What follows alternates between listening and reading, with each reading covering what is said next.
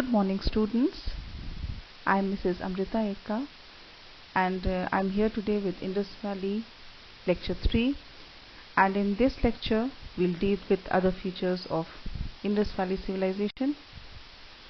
So today, we'll deal with mainly town planning.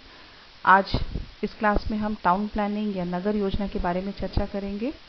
इसके अंतर्गत हम सड़कों के निर्माण, जल निकास प्रणाली, स्नानागार, अनाज भंडार, सभा भवन, नगर दुर्ग और ईंटों के बारे में चर्चा करेंगे. In this present session we'll be discussing about the construction of streets, drainage system, the great bath, the great granary, the assembly hall and citadel, and the bricks. These are basically the town planning of Indus civilization, and we'll be dealing with them one by one. So firstly, we'll see the construction of streets. हम सिंधु सभ्यता की सड़कों के निर्माण के बारे में चर्चा करेंगे. The streets were straight, which were running north, south, east and west. The main road was about 30 feet broad, and at each turn there were curves at the right side so that the carts could easily pass through. And so the roads were constructed in such way from east to west, north to south, that they intersected at right angles or 90-degree angles. सड़कों का निर्माण इस प्रकार किया गया था कि वे पूरब से पश्चिम या उत्तर से दक्षिण की ओर आपस में जुड़ी हुई थी और एक दूसरे को समकोण पर काटनी थी. पुरातात्विक मैकी के अनुसार सड़कों को इस ढंग से बनाया गया था कि यहाँ के चलने वाली हवाएं एक पंप की भांति प्रदूषित हवाओं को खींच सके, जिससे वातावरण स्वच्छ रहे. इस प्रकार ये देखकर ये प्रतीत होता है, it rather seems that all this system or these arrangements were under the supervision of an official. इसको देखकर ऐसा प्रतीत होता है कि अवश्य ही इसकी देखरेख के लिए कोई उच्च अधिकारी को नियुक्त किया गया था. So in this way, the constructions of roads were excellently built. सड़कों का निर्माण बहुत ही अच्छी तरह से किया गया था. ये ध्यान रखा गया था कि सड़कों के ऊपर किसी भी भवन का निर्माण ना हो, और इस कठोरता से नियम लागू किया गया था, देखने से प्रतीत होता है. और किसी भी भवन या इमारत का निर्माण सड़कों पर नहीं किया जाता था. It was a well planned street. Next we'll see the drainage system. हम जल निकास प्रणाली देखेंगे, जो कि सिंधु सभ्यता का सबसे अहम कह सकते हैं. ये एक बहुत ही इम्पोर्टेंट फीचर है, विशेषता है. Drainage system is one of the most unique aspect of town planning of Indus civilization. In this system there was system of underground drainage. The drains were built on either side of the road, which were connected to other drains, small drains, which from the houses, and all the wasted water flowed through the houses through the small drains, and then they were joined with the main drains which ran on both sides of the road. जल निकास प्रणाली या जल निसारण प्रबंध सिंधु सभ्यता का बहुत ही उत्तम था. नालियां मिट्टी के गारे, चूने और जिप्सम से बनी हुई थी. नालियां बहुत बड़ी थी और इन्हें बड़े बड़े पत्थरों और ईंटों से ढका जाता था, और इन्हें नियमित रूप से इनकी सफाई की जाती थी. पत्थरों को हटाकर इनकी सफाई की जाती थी. घरों से बाहर की छोटी नालियां सड़कों की दोनों ओर बनी हुई थी, और ये पक्की नालियों से आके मिल जाती थी. वर्षा के पानी के निकास के लिए अलग से प्रबंध किया गया था, और नालियों का घेरा करीब 5 फुट तक था. गंदे पानी के निकास के लिए भी सड़कों के दोनों ओर गड्ढे बनाए हुए थे. So in this way, for the disposal of waste water, there was also an arrangement of drainage system. इस प्रकार हम देखते हैं कि सिंधु सभ्यता में सफाई की ओर बहुत ध्यान दिया जाता था. So in this way we see that the people of Indus civilization were very much aware about the sanitization of the town or city. Next we'll see the great bath. हम विशाल स्नानघर के बारे में अब देखेंगे. ये विशाल स्नानघर सिंधु सभ्यता का सबसे आकर्षक और बड़ा भवन है। The great bath is the most attractive building of Indus civilization which was discovered in Mohenjodaro. इसकी खोज मोहनजोदारो में या मोहनजोदड़ो में की गई थी। इस भवन के केंद्र में एक खुला चौकोर तालाब है जिसके चारों ओर छतों वाले गलियारे और छज्जे हैं। ये 12 मीटर लंबा, 8 मीटर चौड़ा और 2.4 मीटर गहरा है। यह स्नान घर पक्की ईंटों से बना है और नालियों के साथ जुड़ा हुआ है। ये नालियां तालाब में पानी भरने और खाली करने के काम आती थीं। इसको पक्की ईंटों से बने हुए कुएं के पानी से भरा जाता था। ऐसा प्रतीत होता है कि यहाँ तैरने के लिए बहुत बढ़िया तालाब ये था। इस स्नानघर का ढांचा इतना सुदृढ़ है कि ये 5000 वर्ष तक कायम रहा। So we see the measurement which is already displayed on the screen, and it was built of baked bricks.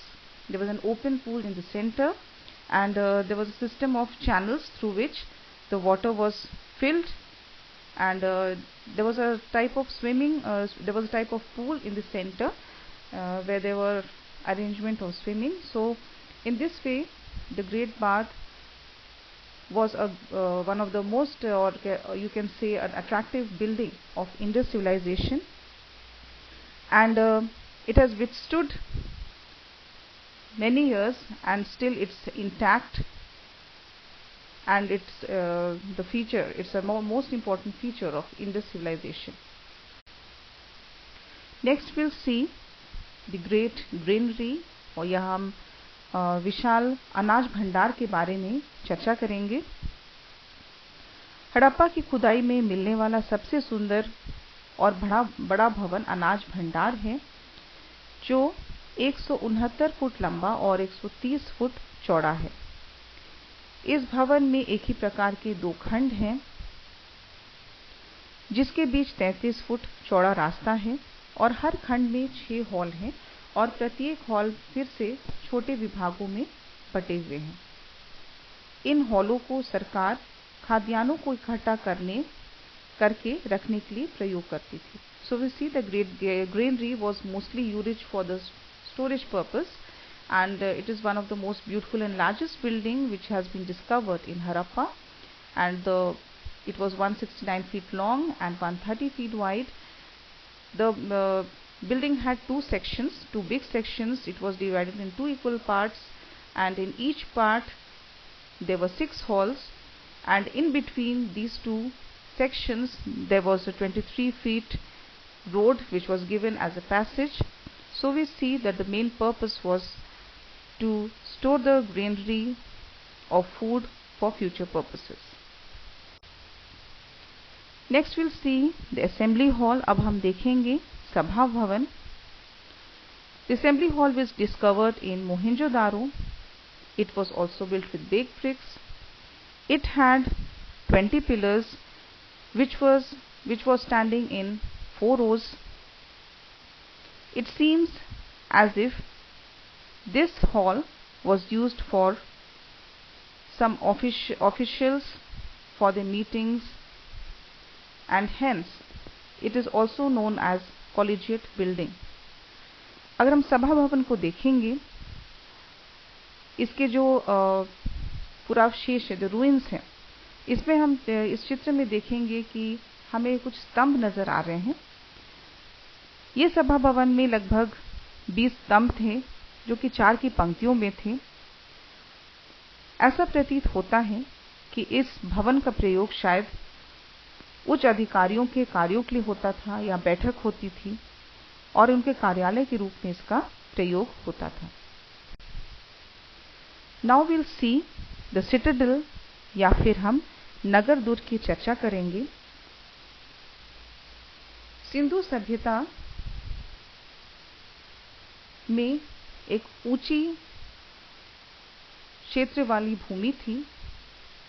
इस ऊंची क्षेत्र वाली भूमि पर नगर दुर्गों का निर्माण होता था। ऐसा माना जाता है कि इस ऊंचे वाले क्षेत्र में सरकारी अधिकारी के कार्यालय, नगर दुर्ग या फिर उच्च वर्ग के लोग रहा करते थे। दूसरी ओर कम ऊंचाई वाला क्षेत्र होता था जहां आम लोग, श्रमिक या कारीगर निवास करते थे। So the citadel, which is also known as Nagar Durg, was a raised platform in which the castle or fort was constructed. It represented a central authority, and it was assumed that during the attacks, the people used to protect themselves by coming and taking shelter in the forts. It was the upper town where mainly the people of higher classes or the officials or kings resided, whereas in the lower town the commoners resided, such as craftsmen, laborers.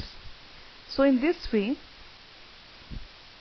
the city was divided in two parts, upper town and lower town. In upper town the citadel was constructed, which is citadel in which the fort was constructed, whereas in the lower town it was the residing place of the common people. Now we'll see about the bricks. The bricks are also an important feature. Mainly baked bricks were used. The size ratio of the bricks were 3:2:1, and in later Harappan phase it increased to 4:2:1. So हम देखते हैं कि यहाँ पकी हुई ईंटों का प्रयोग होता था। ईंटों का प्रयोग भवन निर्माण के लिए होता था। अगर हम मिस्र या मेसोपोटामिया की सभ्यता से तुलना करें तो यहाँ पर मेसोपोटामिया में पकी हुई ईंटों का प्रयोग होता था, लेकिन वो काफ़ी सीमित मात्रा में की जाती थी। और जहाँ तक मिस्र की सभ्यता की बात आती है, वहाँ पर धूप में सुखाई हुई ईंटों का प्रयोग होता था। इस प्रकार नगर योजना में पकी हुई ईंटों का प्रयोग होना सिंधु घाटी सभ्यता में एक उसकी अहम विशेषता कह सकते हैं या फीचर कह सकते हैं, जो कि भवनों को मजबूती प्रदान करता था और वे टिकाऊ थे। और इस प्रकार ब्रिक्स या ईंटों का प्रयोग से ही सारे भवनों का, घर का निर्माण किया जाता था। So students, that was all for today. So in this session we saw about the town planning, which was basically about the drainage system, Jal Nikas Pranali, सड़कें और streets, citadel, assembly hall, sabha bhavan, anaj bhandar, the granary and the bricks. So these all comprise of the important features of town planning. नगर योजना के अंतर्गत ये प्रमुख विशेषताएं थी। So in the next class we'll deal with other aspects such as religious and social life of Indus civilization. So the town planning was the basic and important feature of Indus civilization. You can refer to the slides and pictures. Okay, thank you.